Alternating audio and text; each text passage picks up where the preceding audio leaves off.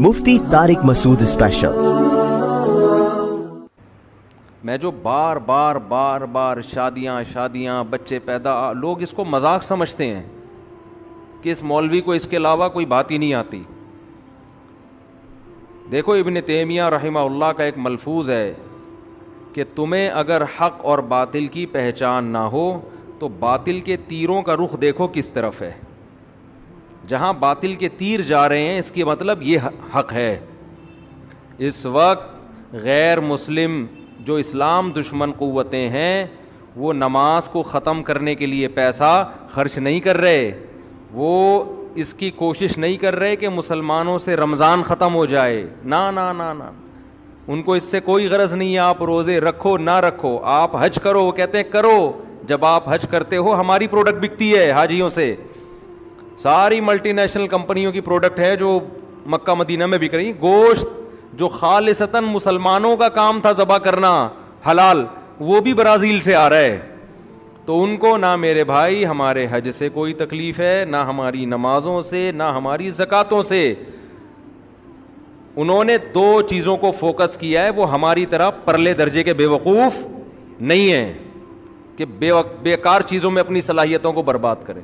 ہماری طرح بے وقوف لوگ تھوڑی ہیں، وہ بیٹھ وہ سوچتے ہیں، پلاننگ کرتے ہیں یار کس چیز کو فوکس کرو۔ نہ انہوں نے اسلام کو ہدف بنایا ہے، کہتے ہیں یار اسلام ٹھیک ہے، جاؤ دنیا میں بڑے بڑے مدارس ملیں گے آپ کو۔ انہوں نے دو چیزوں کو فوکس بنایا ہے، ایک معیشت پہ ہمارا کنٹرول رہے، یہ غریب رہیں، ان کے پاس دولت نہ آئے، آپ مسلمان بن جاؤ بہت اعلیٰ درجے کے، غلام ان کے ہو کوئی بات نہیں، کوئی مسئلہ نہیں، اگر میرا غلام حاجی نمازی ہو تو ٹھیک ہے، تو غلام نا، عزت کس کی ہے؟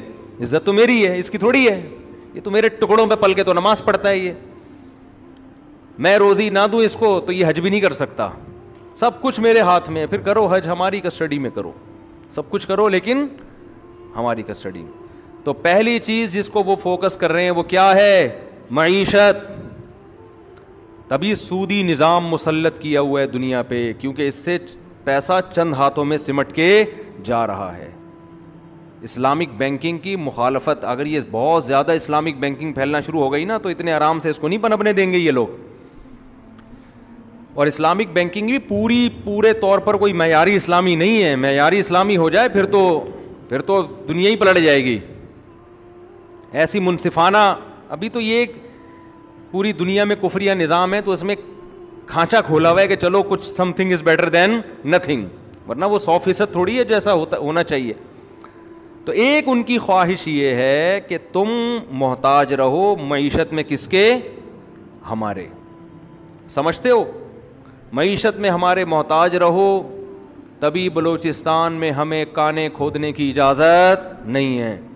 ہم اگر کان کھودنے کی بات کرتے ہیں تو ان کی کانپیں ٹانگنا شروع ہو جاتی ہیں کہ ان کے پاس تو پیسہ آ جائے گا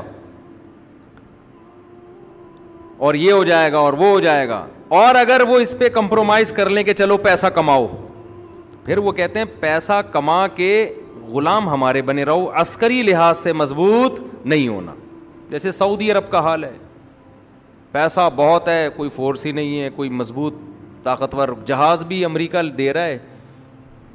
ہم سعودی عرب گئے تھے تو وہاں کے جو لوگ تھے انہوں نے بتایا کہ امریکہ سے جہاز لیے ہیں سعودی عرب نے، ان پہ جب چاہے امریکہ ان کو، جیسے ہوتا ہے نا موبائل میں آپ یوں کرو، اب کھول کے دکھاؤ اس کو، اپنے موبائل میں پاسورڈ لگا دو یہ زگ زیگ والا، کسی کا باپ بھی اس کو کھول نہیں سکتا تو انہوں نے ایسے پاسورڈ لگائے ہوئے ہیں کہ جس دن ان کا میٹر گھوم گیا وہ ٹھش پش کر دیں گے، وہ جہاز اڑنے کے قابل رہیں گے ہی نہیں۔ اس لیے میں کہتا ہوں پاکستان غریب ہو کے اسلامی لحاظ سے سعودیہ سے اچھا ہے، غریب ہے مگر عسکری لحاظ سے مضبوط ہے، کچھ نہیں ہے ہمارے پاس، بھوکے ننگے ہیں، بھکاری ہیں، فوج ہمارے پاس ہے، اس پہ فخر کیا کرو۔ فوج میں خامیاں درجنوں ہیں لیکن فوج کو من حیث الفوج برا نہ کہا کرو، سمجھتے ہو؟ ایک ہی تو چیز تمہارے پاس بچی ہے جس پہ تم ڈرا سکتے ہو کسی کو، اگر اسی کا مورال ڈاؤن کر دیا، صبح شام مخالفتیں کر کے مہم چلا دے تمہارے پاس، تو پھر کچھ بچے گا ہی نہیں۔ خیر کہاں سے کہاں جلدی سے سمیٹوں اس بحث کو میں۔ تو وہ چاہتے ہیں معیشت ان کے کنٹرول میں, کیونکہ معیشت کنٹرول میں ہوگی تو عسکری لحاظ سے بھی پھر وہی مضبوط ہوں گے, اور اگر معیشت معاشی لحاظ سے آپ ترقی کرتے ہیں تو بھی ان کے فرما بردار بن کے, ایسا نہ ہو کہ آپ اخپل خود مختار ریاست بن جائیں, یہ نہیں ہوتا. دوسری چیز جس کو بہت زیادہ فوکس کیا جا رہا ہے, بلکہ اس کو پہلی سے بھی زیادہ فوکس کیا جا رہا ہے, وہ ہے فیملی سسٹم کو ختم کیا جائے. فیملی سسٹم, جب بھی آپ کسی قوم کو اپنے نظریات دینا چاہتے ہو اس کا خاندان رکاوٹ بنتا ہے. میں مسلمان کیوں ہوں, میرا باپ بھی مسلمان, میری ماں بھی مسلمان, میرے دادا بھی, میری نانی بھی, میری خالہ بھی, میرے ماموں بھی, میرے چاچا بھی, مسلم خاندان میں اللہ نے ہمیں پیدا کیا, اسلام کے حسن کو ہم نے اپنی آنکھوں سے دیکھا. اب انشاءاللہ اللہ کی رحمت سے امید ہے کوئی دنیا کی لالچ, اللہ کی رحمت سے امید ہے ہمیں اسلام سے نہیں ہٹا سکتی انشاءاللہ. وہ یہ چاہتے ہیں کہ ان کا خاندانی نظام تباہ ہو تاکہ یہ حکومتوں کے غلام بنے. سمجھتے ہو, پورے ڈیپینڈ کس پہ کریں, گورنمنٹ پہ. پھر گورنمنٹ جو نظریہ دینا چاہے, جب آپ جس کے ٹکڑوں پہ پلتے ہیں تو اسی کے نظریے کو ایکسپٹ کرتے ہو نا. پوری دنیا انسانوں کو خدا کی غلامی سے نکال کے انسانوں کی غلامی میں لانا چاہتی ہے. سیکولر اور لبرل گورنمنٹ حکومت چاہتی ہے بچہ اپنے باپ کو نہ کھلائے. بوڑھے باپ کو کون کھلائے گا, گورنمنٹ. بچے کو کون کھلائے گا, گورنمنٹ. بھائی کو کون کھلائے گا, گورنمنٹ. پھر جو کہے گی وہی ہوگا. گورنمنٹ کو باپ بنا کے رکھو اپنا. اسلام میں گورنمنٹ کی حیثیت مینجمنٹ کی ہے. ایک دوسرے کے حقوق اسلام نے بتا دیے کہ اس پر یہ حقوق. گورنمنٹ کا کام ہے ان حقوق کی پاسداری کرے, حقوق کو ضائع ہونے سے رکاوٹ بنے. بس وہ ایک ایسی چودھری ہے کہ محلے میں جو چودھری صاحب ہوتے ہیں نا, لوگ ان کے پاس شکایتیں لے کے آتے ہیں گاؤں دیہاتوں میں کہ بیٹا میرا نافرمان ہے, مجھے کما کے نہیں دیتا, تو چودھری صاحب بچے کو لے جا کے 2 تھپڑ لگا کے بولتے ہیں تو اپنے باپ کا خیال کر. تو وہ مینجمنٹ جو ہوگا نا, جو بھی علاقے کا بڑا ہوگا, وہ باپ نہیں ہوتا علاقے کا. وہ کیا کرتا ہے, جہاں غلطی ہو رہی ہے, ظلم ہو رہا ہے, اس ظلم کو کنٹرول کرے. تو یہاں بھی ایسا ہی ہے, اسلام میں گورنمنٹ کا کام معاشرے سے ظلم کو ختم کرنا. اب ظلم کی ڈیفینیشن کیا ہے یہ اللہ نے بتا دی ہے. باپ اگر کسی دن بچے کو تھپڑ مار دیتا ہے غصے میں, بچے کو یہ رائٹ نہیں ہے کہ وہ باپ کے خلاف FIR کٹوائے یا پولیس کو کمپلین کرے. نا نا نا نا نا, یہ بہت بڑا مجرم ہو جائے گا وہ. ہاں اسلام ضرور باپ کو یہ کہتا ہے کہ خام خام میں تھپڑ مارنے کی آپ کو اجازت نہیں ہے. خیر یہ بڑا طویل ٹاپک ہے.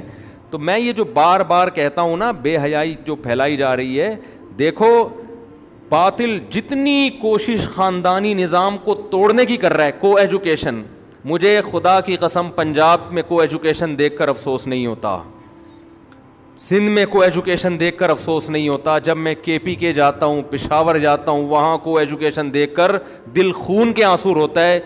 ہماری پٹھان قوم جس کی غیرت کی مثالیں اور داستانیں, جن کی عورتوں کے ناخن دیکھنا ناممکن تھا, کیسے نئی نسل کو, جوان لڑکے لڑکیوں کو ایک ہی ڈیسک پہ بٹھا کے پڑھایا جا رہا ہے.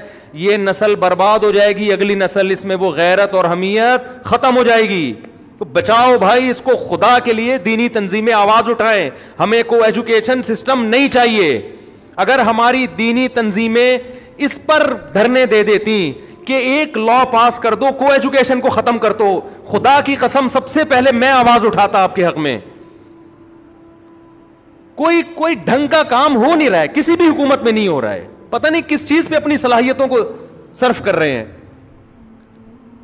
تو اس طرف توجہ کرنے کی ضرورت ہے. یہ نسل خراب ہو رہی ہے, بہت سی تو ہو گئی ہیں خراب, اب وہ ریورس نہیں ہو سکتی.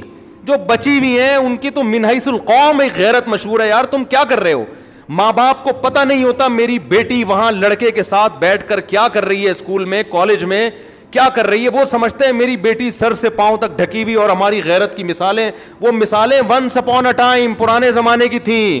نئی نسل میں کو ایجوکیشن کو ختم نہیں کیا, برباد ہو جائیں گے یہ. پشاور والوں اس پہ آواز اٹھاؤ.